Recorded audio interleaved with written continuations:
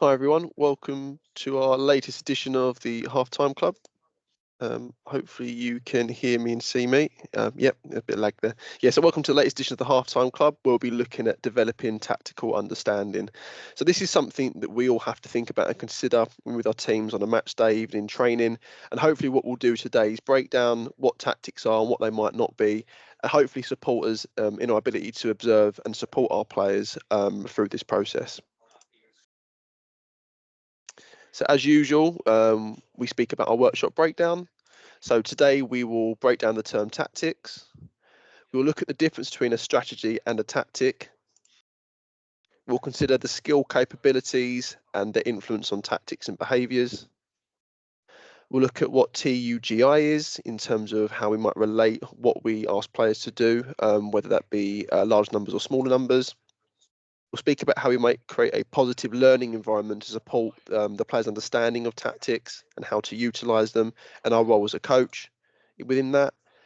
We'll look at how we might design some tactical problems in practice for players to solve, and then finally some considerations when coaching and an overview of the workshop.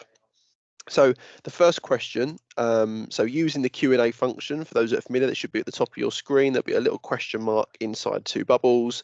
What are tactics? What do you think they mean? Yeah, can you start filling and populating the Q&A function? Cheers.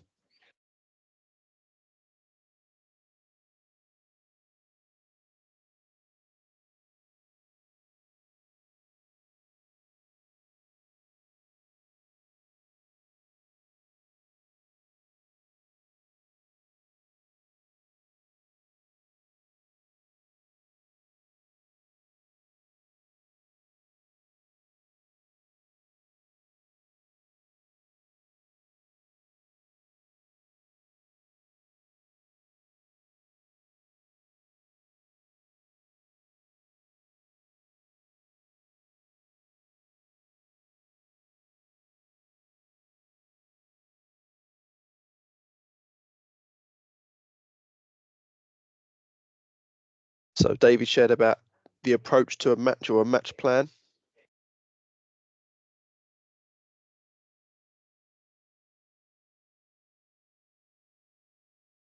Constantine spoke about creating a playing system.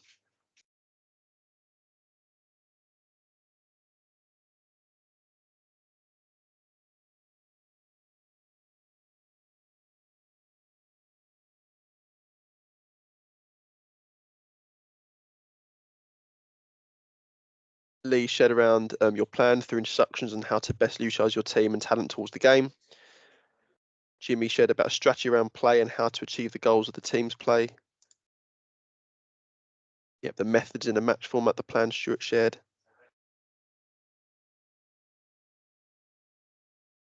Yeah, Constantine shared about depending on the system that you might want to use during the match, for example, as well.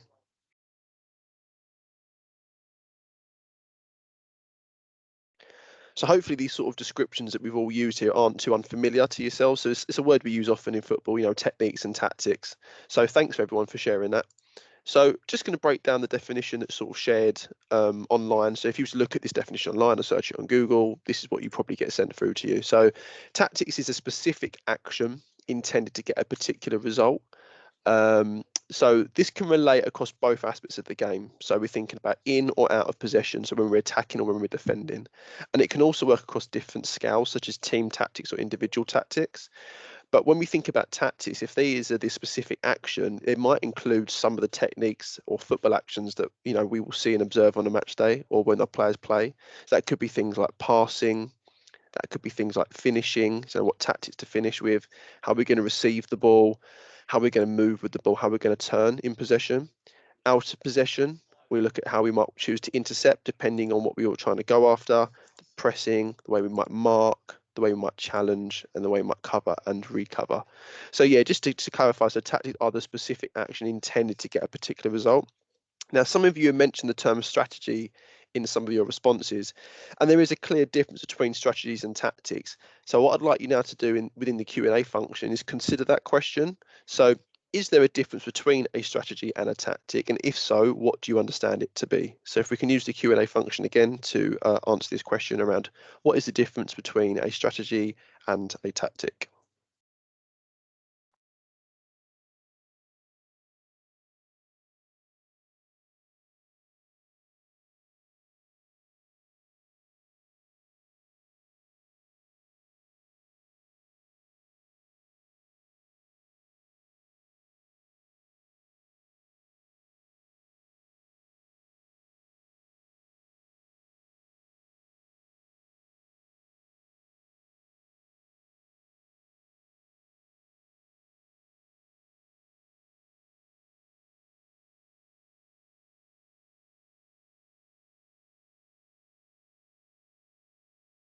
So Barry shared that a tactic is a way to implement a strategy, with the strategy being like sitting on a higher level in terms of the hierarchy of what we're focusing on.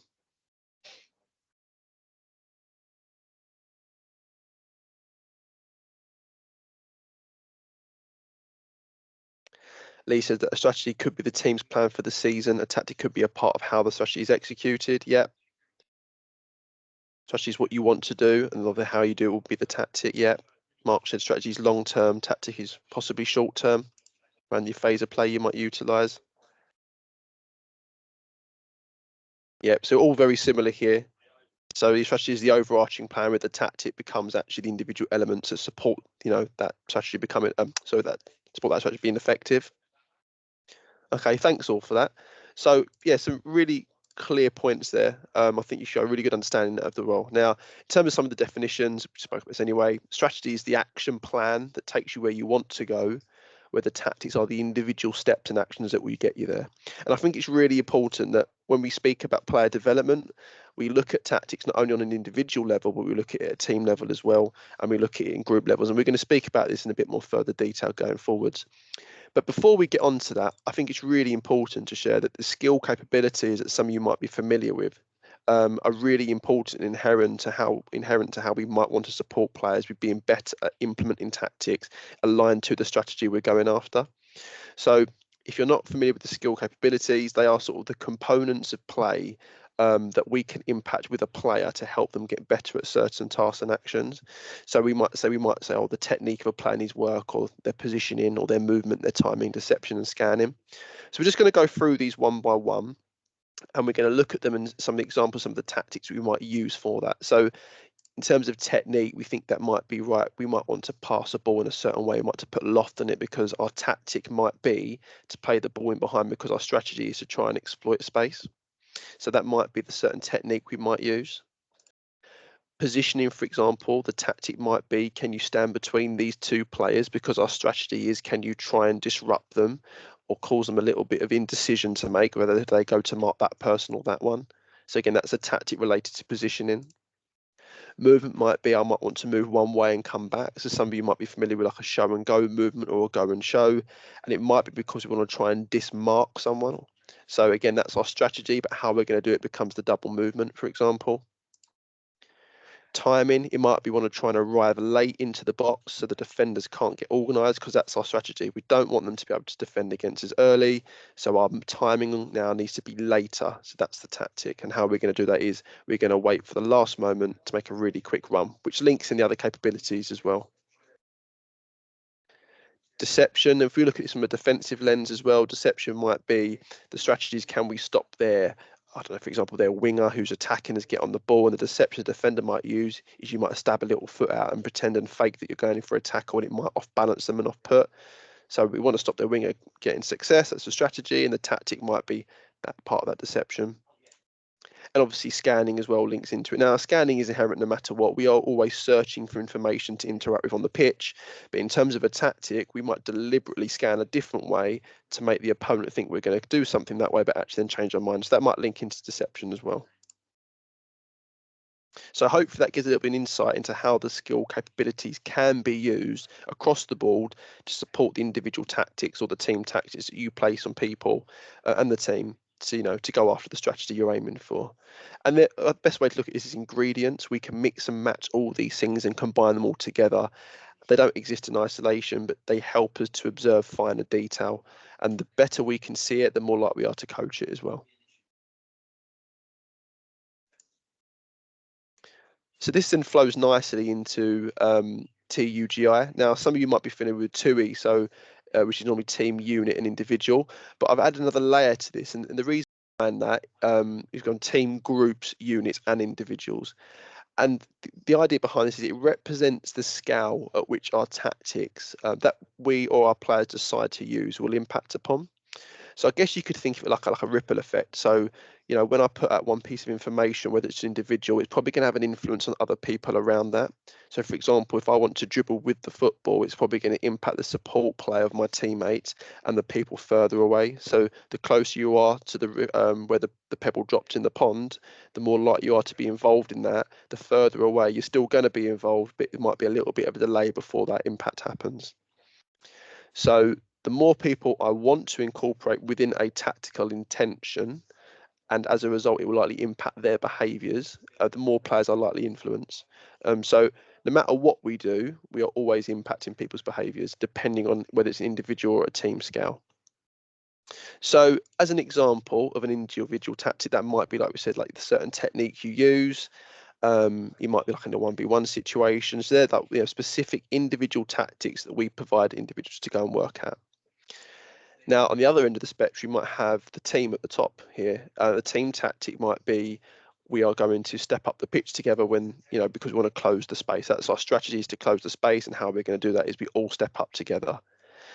Now, groups and units, they are similar but slightly different. So when I use the term unit, some of you might be familiar with a defensive unit, or you might have a midfield unit. And units can often be described as things that go horizontally across the pitch, but you've also got units that go up and down the pitch. So for example, if you're playing a 4-4-2, for example, it might be your right back and right mid might be one unit, for example. So it's a group of players, but it's very specific to the structure you play in, where groups itself of players might be grouping in terms of position or area on the pitch, not necessarily based on the structure you play. So I think it's really important to consider the difference. You might want to group your centre mids and defenders together because that is a group which is specific to what you want to work at, but you've got the defensive and midfield unit combined within that group.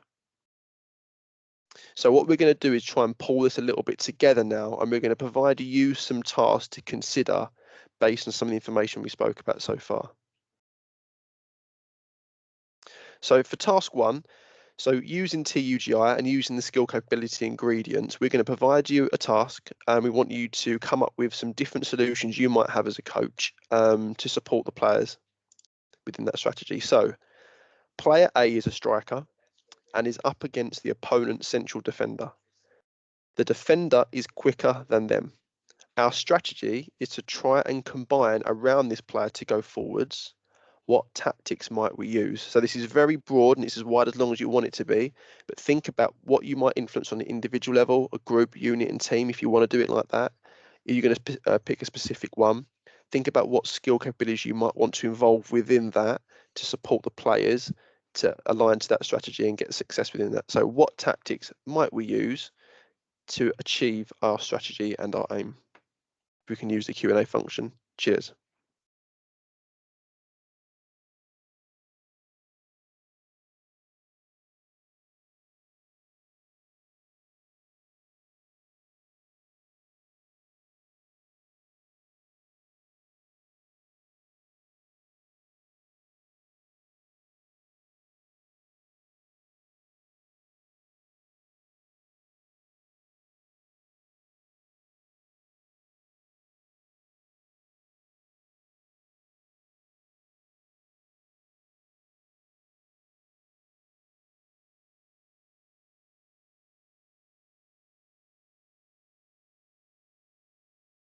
And by all of your thoughts will be different, and that's the beauty of this. It's just hopefully getting to understand about what we're trying to achieve and go after.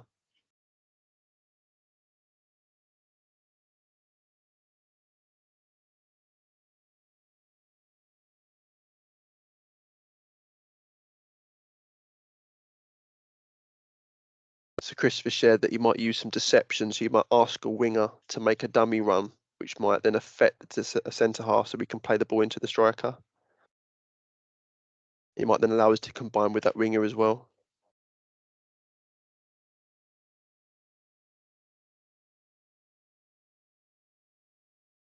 So Carl spoke about, as an individual level, you might want to work on the forward positioning and movement and timing to get away from the defender. Yeah. Jimmy said, but as a group, you might want the midfield and strikers working together to work at their technique and movement to allow them to get that success based on our strategy. At an individual level, you might want to speak about the positioning and movement and deception to create that space.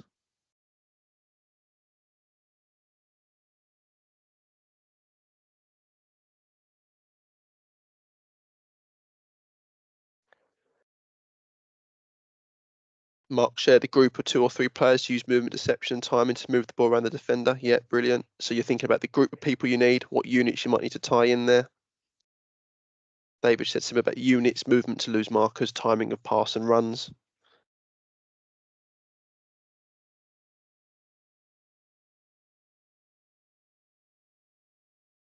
Yeah, much about dropping short. So individual tactic might be dropping short to receive and play off, and then the group and unit stuff becomes the support play and the movement of your teammates.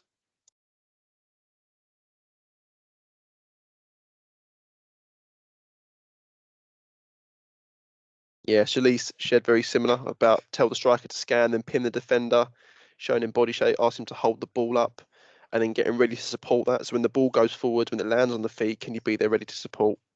So movement off that striker.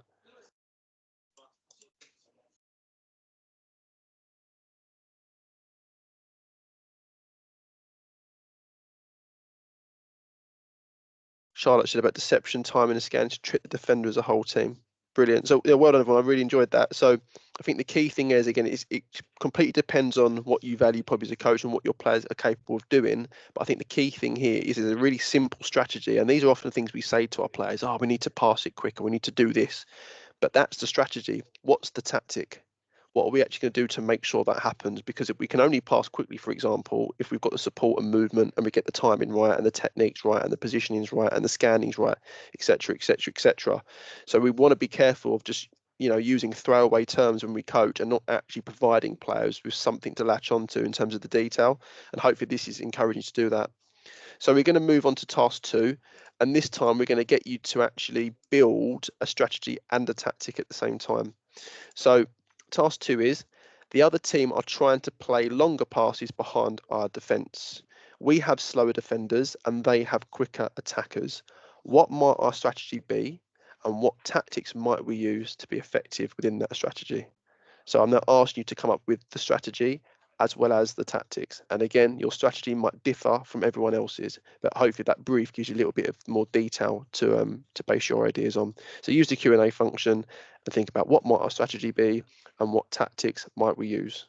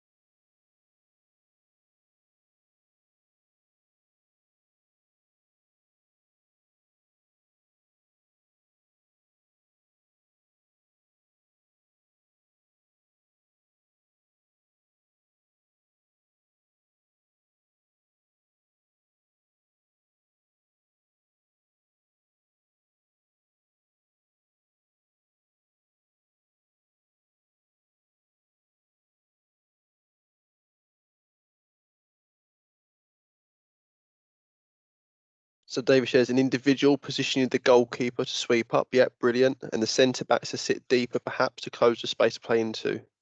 Units forwards to press, positioning early to prevent the forward pass. So there, the position and movement would be the tactic. We want to prevent the forward pass would be the strategy. So, yep, so like that. Lee shared that team need to press as a unit at the source of longer passes. That's your strategy. And then the detail would be the tactic would be defensive midfield could drop, so change their positioning, a little further back, goalkeeper position out of the area to combat long balls, potentially swap some players to give height or speed at the back. Yeah. So your strategy is you're going after pressing high. And by the way, there's no right or wrong here. Some of you might decide to have a strategy where you drop off, and that's not a problem at all. But if you're going to press higher, then obviously it impacts everyone else as well. So Jimmy shared about holding the line of the defence and drop back deeper with midfield, trying to close down the long balls. The tactic be defence unit work on position, movement and timing, and the midfield group to work on technique, positioning and movement.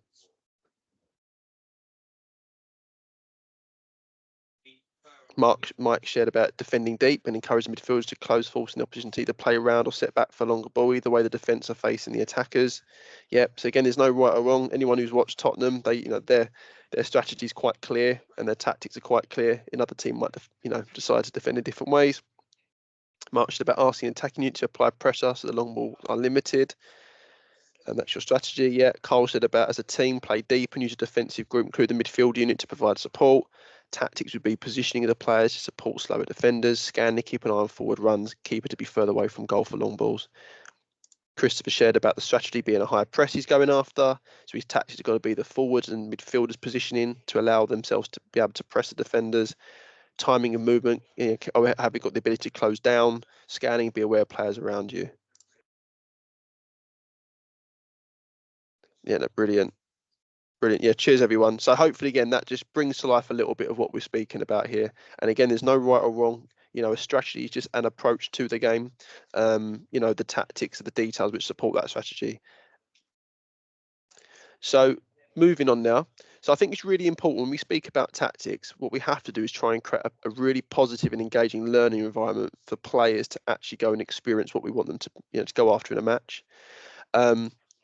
And I think the key thing as a coach to understand is when we design a practice, especially around tactics in general, we can either give the solution to the players or we can help them to find it. Now we're going to look at today about designing practices that might help them to find the solution. Again, there's no right or wrong. Sometimes players might need your support as a coach to come up with a solution because they haven't got any knowledge of how to solve that currently. But we also have to be aware that we do need to give players ownership and autonomy to work out things for themselves, because as coaches we aren't puppet masters. We can't control everything that goes on in the game, and there will be some elements of the game that the players need to solve for themselves. But the clarity we can provide as a coach is really important, because if we say this is our strategy, then the tactics are there for the players to go and explore and work out what best works for them. So we can either give them a solution or help them to find it. But either way, whatever we do, we are shaping a player's behaviour. So whether we tell them or we guide them, we're still shaping behaviour, and we have to, understand that. Now, generally, the greatest transfer of learning, so what I mean by transfer is the ability to go from a training environment and doing what we say we're going to work at, and the gap is really quite tight between what we work at and what actually happens in the game. So the greatest transfer of learning typically occurs when the training task is representative of the performance one. So when we say about representative, it's quite a big word, but we're just saying it reflects what they're about to experience on the match day as close as we can. Okay, now we can't recreate all the pressures of that, but we're just getting as close as possible to represent the nature of what they're going to experience on the match day.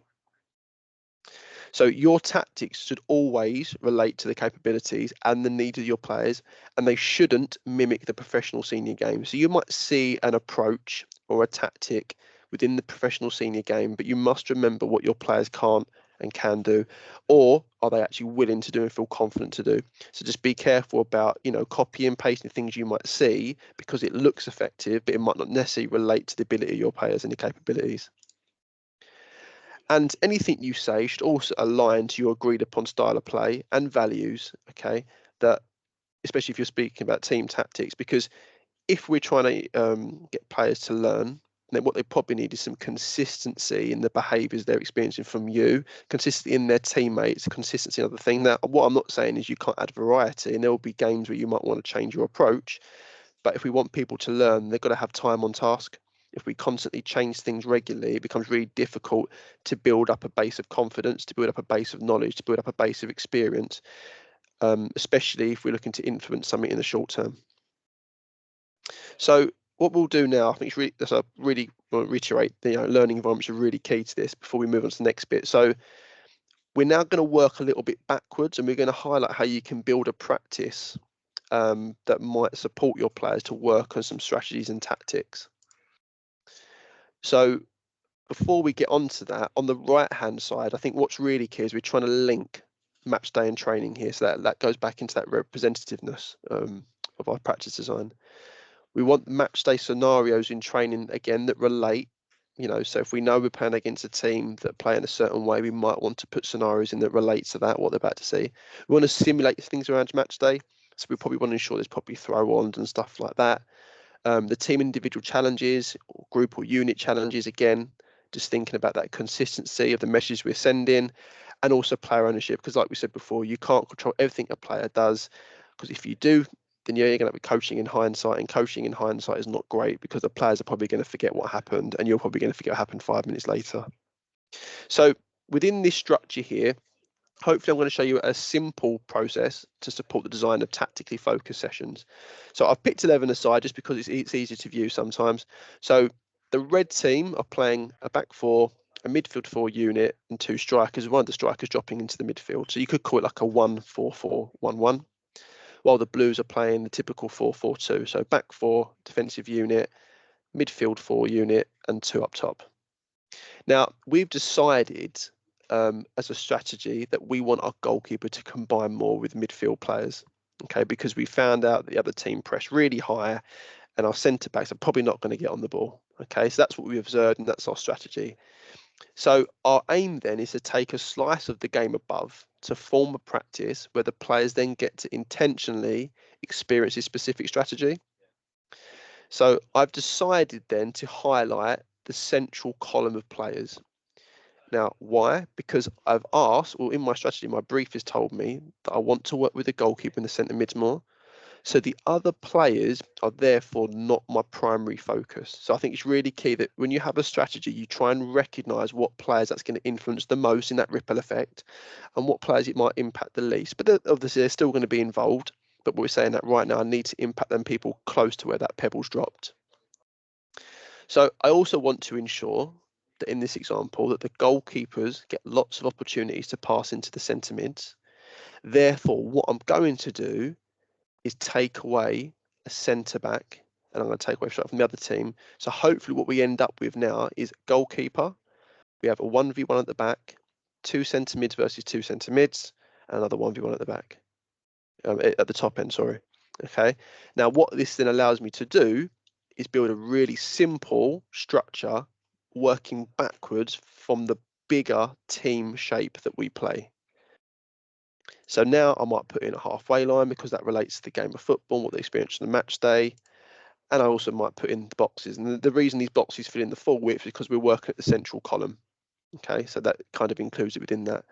So hopefully what I've done here is I've created a really simple session. Now, if you just imagine this session playing out, the goalkeeper had the ball, because there's only one centre back and there's one striker pressing them, it probably means my centre back's not going to get on the ball.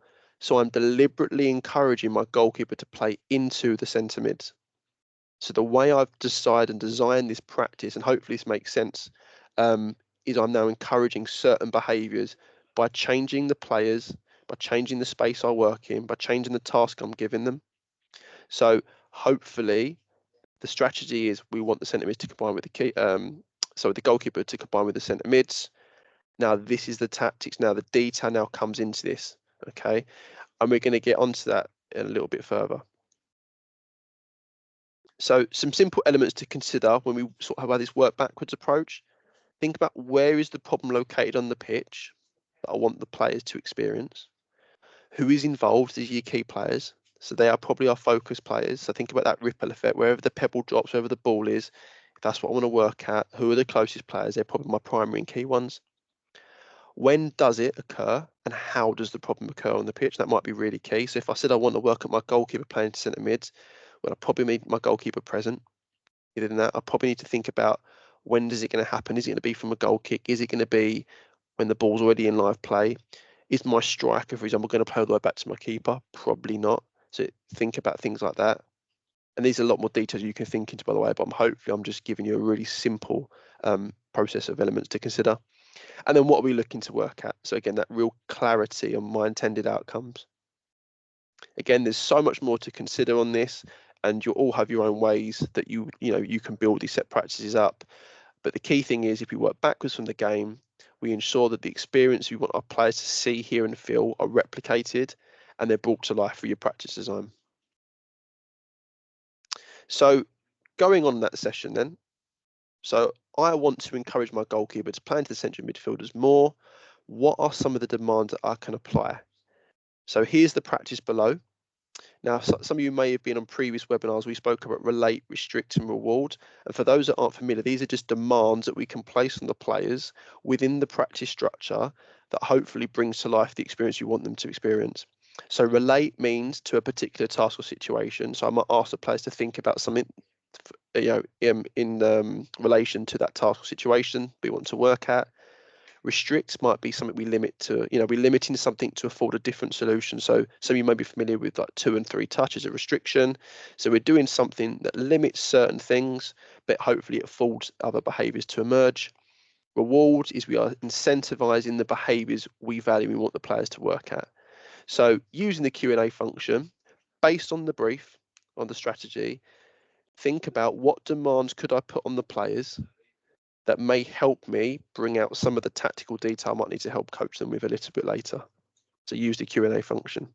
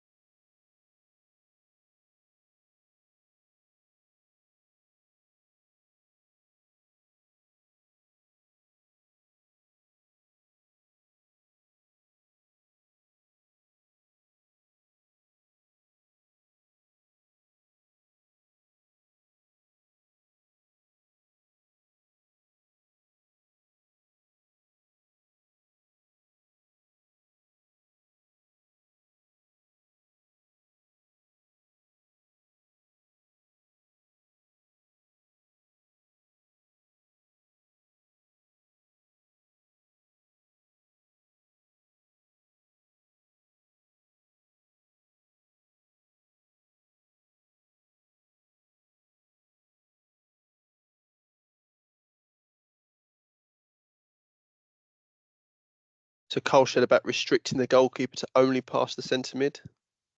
So I think when you offer restrictions, you can still provide choice as well. But that is a way of using restriction, yeah.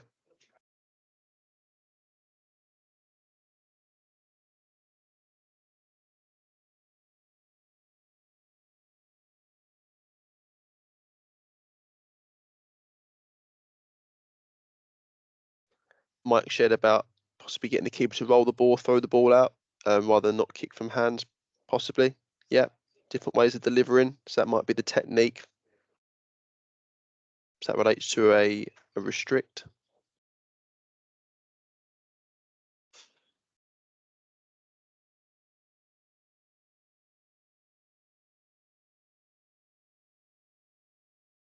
Stuart said relate, goalkeeper to pass the centre mids.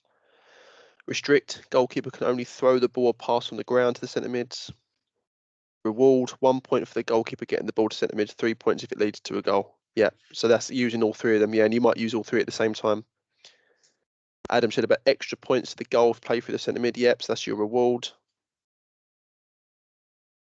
No worries, Gary. David should relate all restarts from the keeper.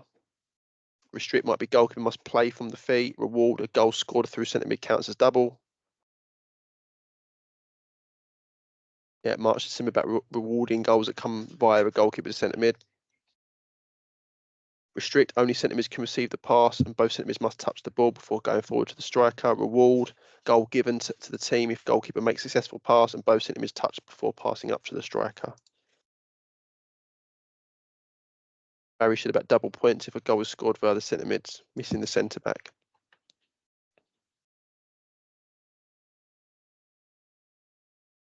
Least about ball out of play, always start with the keeper. Yeah, centre back cannot receive the ball from goalkeeper. Ball must be played on the floor. Reward 1 point for every completed. So yeah, so lots of ideas here, and they've got lots of ideas flowing. I think the really key thing as well, think about why I had the centre back there involved.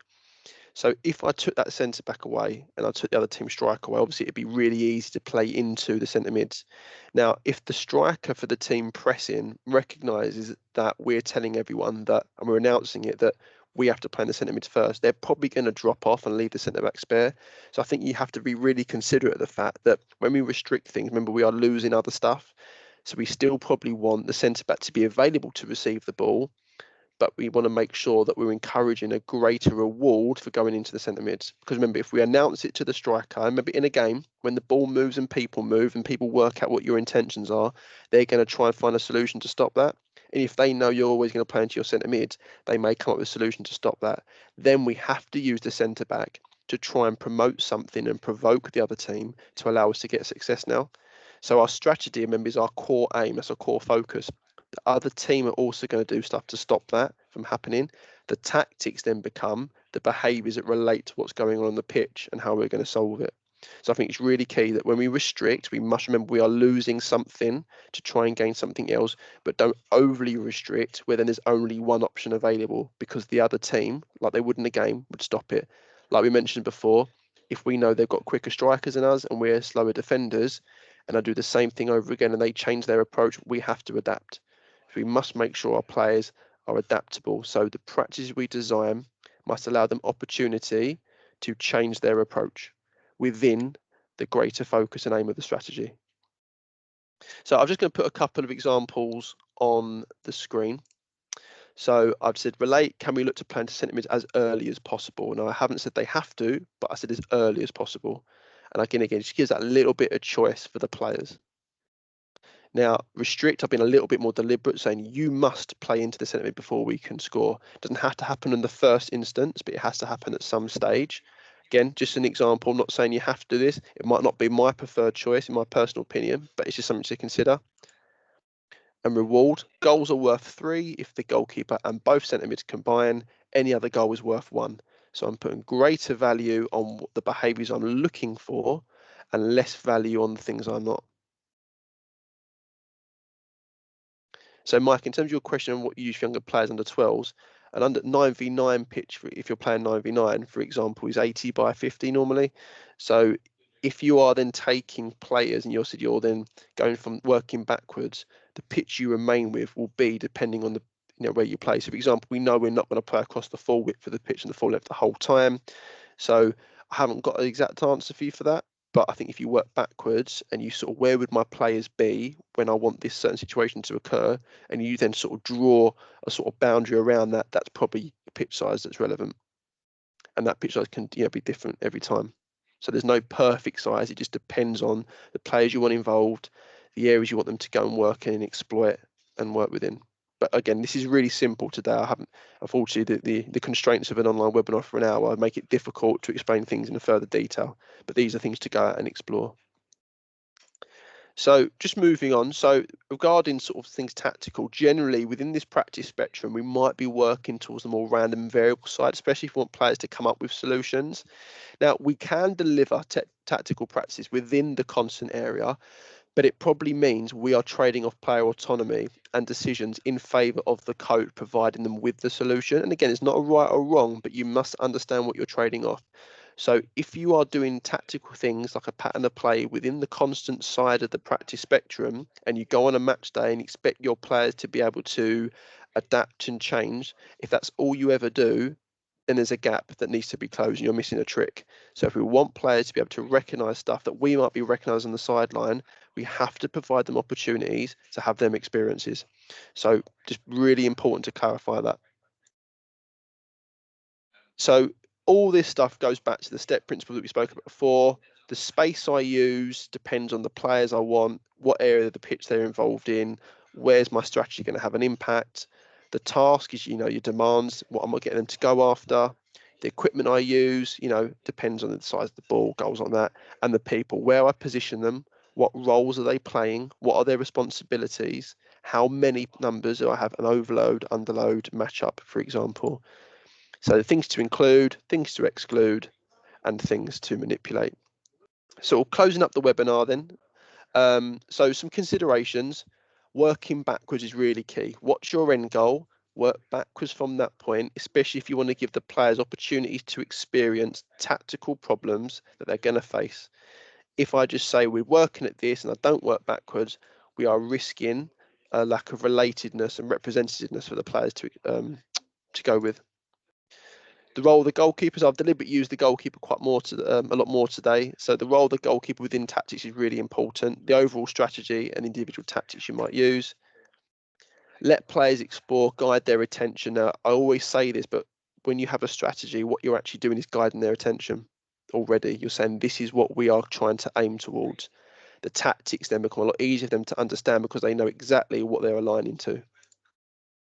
Provide encouragement. It's hard to try something new all the time. And not only that, again, football is a cat and mouse game. When you're doing something, the other team are trying to stop you. So they need constant encouragement depending on what you're trying to aim to go after. And have fun trying things out as a coach.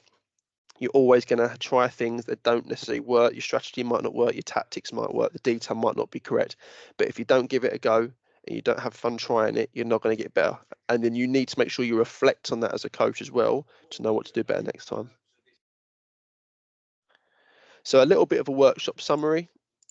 So quite a few things today covered, and hopefully this has come across well in terms of engaging and learning. So difference between strategies and tactics, I think, is really key. So strategy is the action plan, tactics are the actions themselves. The importance of skill capabilities and how we can use them to affect the team, to affect a unit, to affect a group of players, and to affect individuals.